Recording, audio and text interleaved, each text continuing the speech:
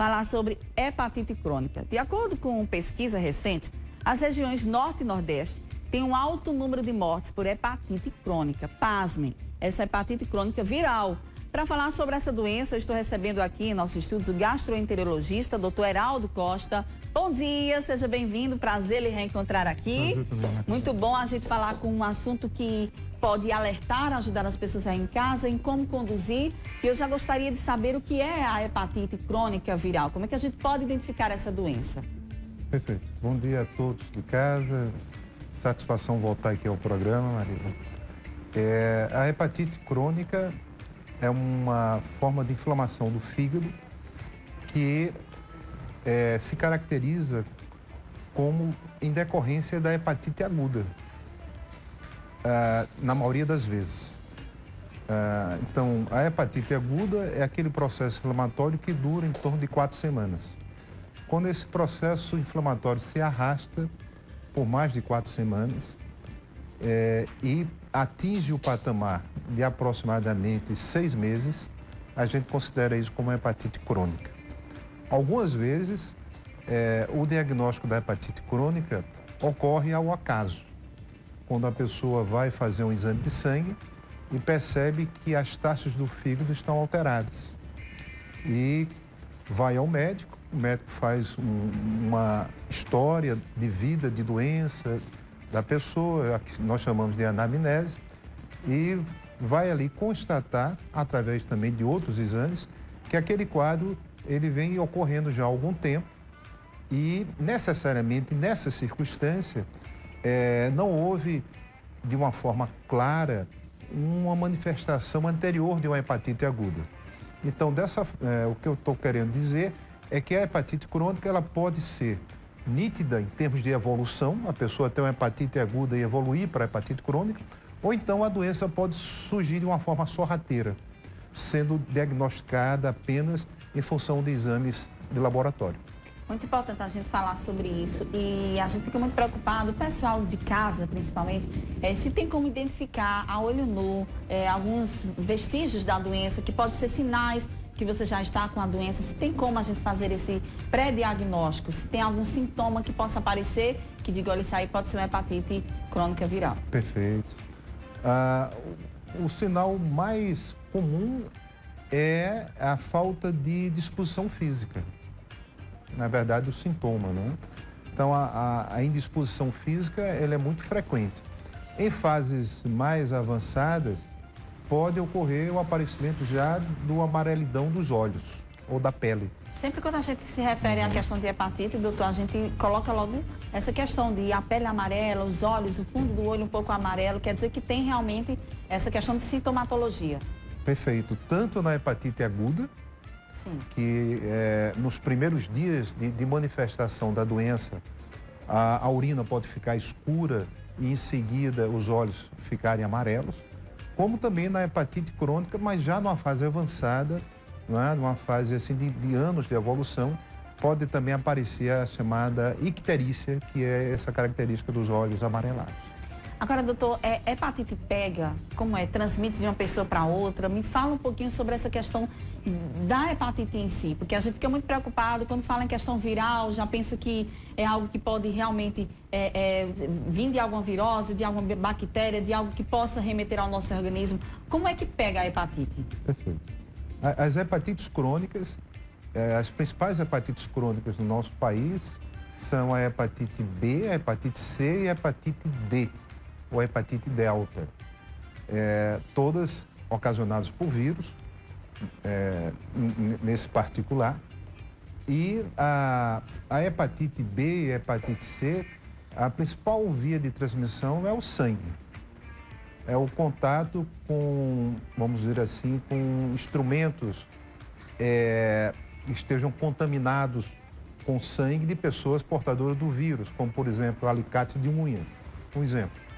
Ou então,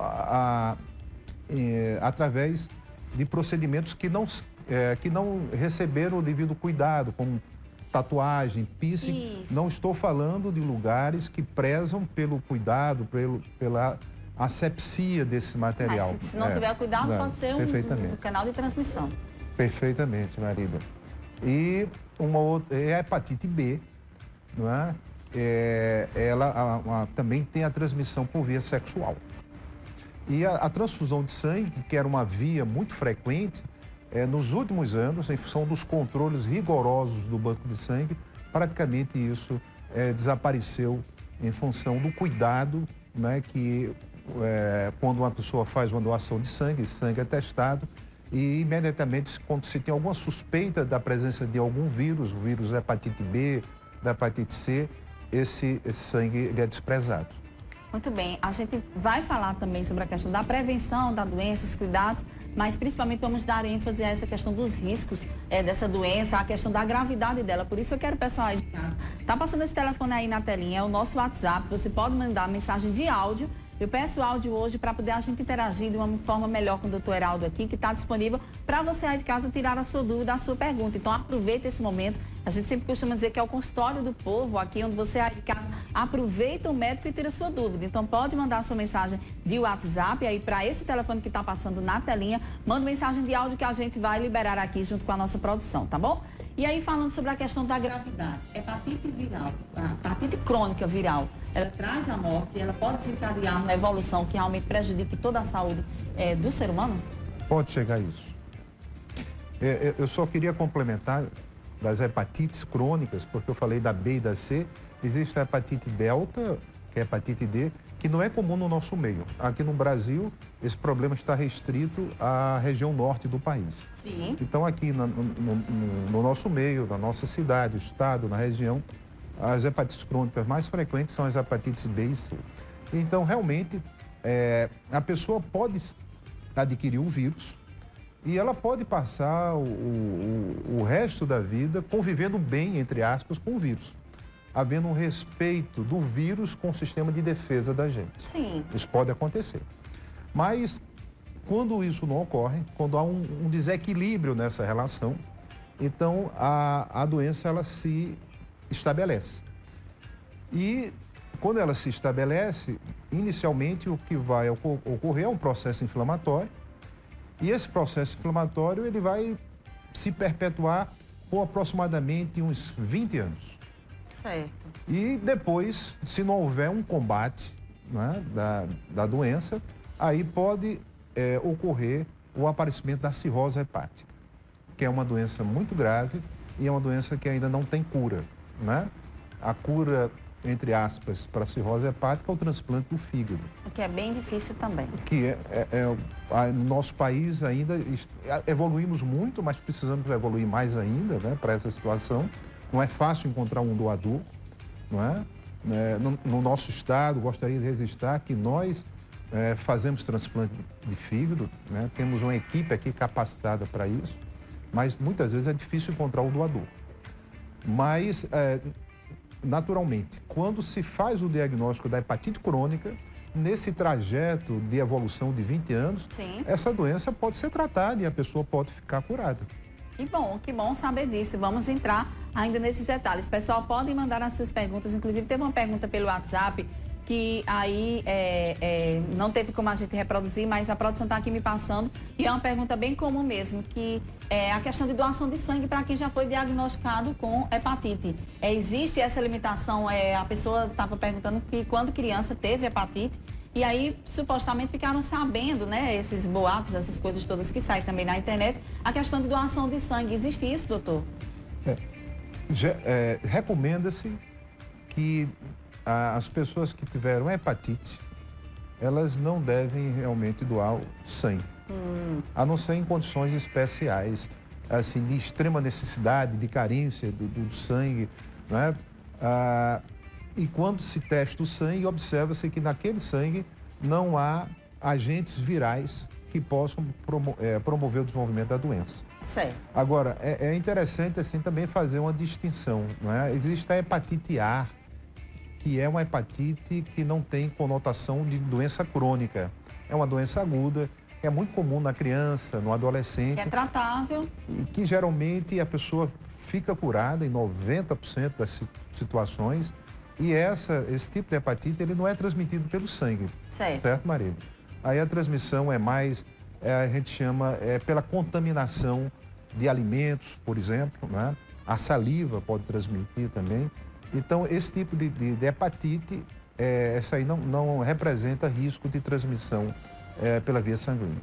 Muito bem, é muito importante. E aí eu já queria, inclusive, que o senhor falasse sobre isso, os tipos de hepatites mais comuns, as que realmente aqui na Paraíba, e falar um pouquinho sobre a questão da vacinação, que sempre tem campanha de vacinação e é um método que pode ser utilizado para prevenir, com certeza, e tem surtido o efeito nesse sentido, né, doutor? Verdade. Sem dúvida alguma, no contexto da saúde, o mais importante é a gente prevenir, não é? Não só em relação à questão de uma doença infecciosa, como as hepatites, não é? Mas, de uma forma geral, a prevenção deve ser, vamos dizer assim, a coisa mais importante que a gente deve ter na vida, em relação a várias doenças, não é? Então, em relação às hepatites, a gente pode aqui, vamos dizer assim, fazer uma distinção em hepatites agudas e hepatites crônicas. As hepatites agudas, a principal delas é a hepatite, aliás, mais comum, não é? Sim. É a hepatite A, né? Hepatite A. E a forma de prevenção da hepatite A é a gente ter cuidado com a água, tomar só água tratada, manusear bem os alimentos, no sentido de lavá-los antes de consumi-los, não é? Evitar, fora de casa, fazer uso de alimentos in natura, quando a gente não conhece o procedimento, origem, perfeitamente, aquele local, né? E ter uma alimentação saudável, porque o sistema de defesa também do organismo, ele precisa estar forte para se deparar e responder quando se está diante desses contatos com vírus, bactérias, etc. Já as hepatites B e C, a gente já começou inicialmente, né, sobre as vias de transmissão. Muito cuidado, principalmente com a questão de quem vai ao manicure, observar como esse material ele é cuidado, né, naquele salão, por exemplo, né?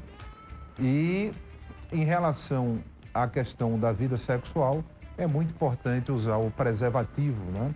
Isso aí sem dúvida alguma, é uma forma segura, né? Não só em relação de evitar o vírus da hepatite B, não é? Que é um vírus, né, cuja uma das vias de transmissão é o ato sexual, mas também evitar outras doenças como HIV, sífilis, etc. Exatamente. Olha só que recomendação importante, pessoal. A gente está com um probleminha no nosso WhatsApp aí, mas o pessoal pode continuar mandando mensagem, que inclusive eu vou pedir à produção para ficar intercalando aqui comigo, para a gente colocar assim, essas dúvidas dos nossos telespectadores. Inclusive a Rosilene estava passando por um problema e afirmou, me passa com a pergunta da Rosilene, ela estava com grau 3 no fígado. É muito grave essa questão de gordura no fígado. Me explica direitinho sobre isso. Mandar um abraço para a Rosilene, obrigada pelo carinho, viu? Rosilene, obrigado pela pergunta. Hoje em dia, a questão da gordura do fígado é um problema tão importante quanto a questão das hepatites crônicas. Então, o grau 3, né, da esteatose hepática, né, que chama-se gordura no fígado, é um grau limítrofe, que está ali entre a gordura, a esteatose e a cirrose hepática.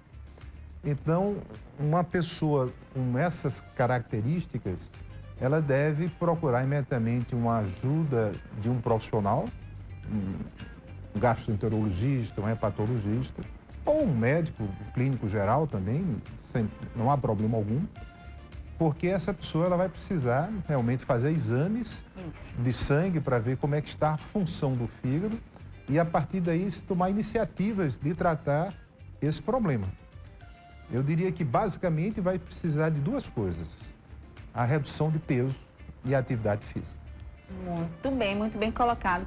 Quando fala nessa questão do fígado, eu sei que muita gente fica querendo fazer N perguntas, porque realmente é uma temática muito importante, tanto juntar aí a questão da hepatite quanto problemas do fígado. E aí vem aquela situação, já que o senhor entrou aí um pouco nessa problemática junto da Rosilene, o número excessivo de pessoas que estão se automedicando, e muitas dessas problemáticas têm causado uma deficiência no funcionamento do fígado. Até que ponto o exagero desses medicamentos? E uma dúvida bem pessoal, inclusive minha. Por exemplo, eu fui paciente muitos anos de Roacutan e a gente sabe que ele traz uma simbologia ali na questão do fígado que tem que ter muito cuidado. Então, até que ponto a gente pode estar eliminando essa substância de ter ingerido medicamentos por longos períodos e que tenha prejudicado um pouco o fígado? Tem como restabelecer a saúde do fígado? Pode ocorrer, desde que o dano hepático não tenha sido assim de uma forma intensa, severa, já ocasionando cicatrizes em relação ao fígado. Porque a gente começou a falar sobre hepatites crônicas, né, principalmente. O processo inflamatório resultante da presença do vírus no fígado, eu comentei que ele, com a evolução, pode levar até a cirrose. E alguns medicamentos, eles são considerados tóxicos ao fígado quando usados de uma forma excessiva.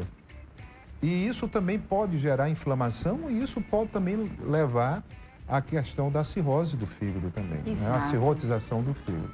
Então, o Roacutan, nesse caso, Marília, tem que se ter cuidado quando se usar. Os dermatologistas têm essa preocupação, eles periodicamente pedem exames do fígado, porque o Roacutan, ele pode levar a uma lesão aguda do fígado. Exatamente. Que pode culminar até com a insuficiência do fígado e a morte, né? Se não houver um transplante. Aí, mais ou menos, a questão do transplante, mais uma vez, voltando à tona. Mas eu também chamo a atenção, somente para os jovens, a questão do uso de hormônios.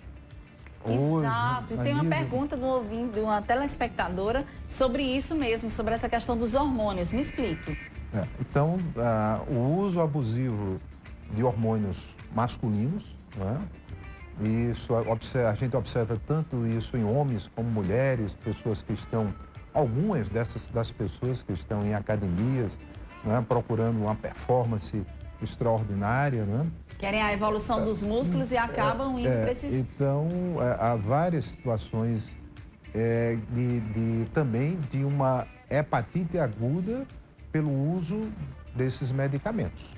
Então, é muito interessante que não façam isso sem uma orientação médica, não é? Porque a pessoa corre risco de morte. A verdade é essa. Exatamente. Nossa, olha, são tantos assuntos voltados a essa questão de saúde. Sempre que a gente traz algum especialista aqui, chove de perguntas. Vou pedir desculpa às nossas telespectadoras que a gente teve um probleminha para liberar aqui os áudios, mas vai ficar me devendo. Doutor Heraldo vem outra vez aqui para conversar melhor sobre essa questão da nossa saúde do fígado, saúde de forma em geral e principalmente essas doenças que falam um pouquinho das hepatites, porque realmente tem tido muitos casos, tem crescido bastante. E aí o pessoal de casa deu essa sugestão da temática e a gente trouxe o senhor aqui. Mas para a gente finalizar, doutor Heraldo, eu queria as suas orientações e recomendações de como manter uma saúde saudável para evitar até certos tipos de hepatite, para que realmente a gente possa ter uma população mais consciente dos riscos de certas atitudes que podem realmente a gente deixar de lado para poder ter uma saúde